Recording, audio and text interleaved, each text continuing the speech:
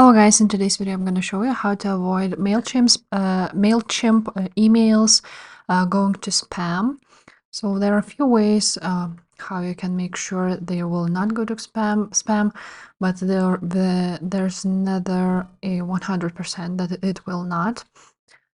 So first of all, what the Mailchimp offers is campaign metadata. So basically it recommends you to use merge tags to personalize to the who field. So if your email is addressed to your recipient's name, if it's addressed to your recipient's email and not their name, then spam filters are more likely to flag your email. So you want to go ahead and write down their name more.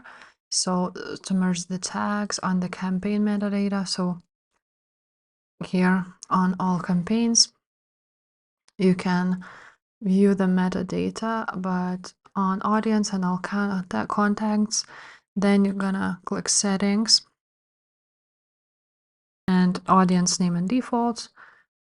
And from here, you're gonna scroll down. So audience name, ID, and here it is, email address. So for example, now I have this Gmail address, and it's not really great to have Gmail address here. They also write about it somewhere here that such as Gmail often filtered more aggressively.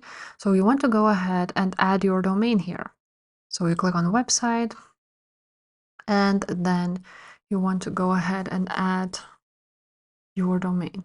So on settings, you go ahead to the domain, click edit and use your custom domain, then click to connect domain. After that, you will see that I already tried to add a domain, but it's still connecting. And then you click here, connect a domain and public email domains. So you want to go ahead and remove this Gmail one and use like an email from your domain, because otherwise your emails will be more flagged. So basically that's that. These are the most important things you want to look for.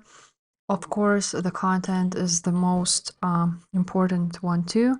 So email content should be clear, clean, and balanced, and no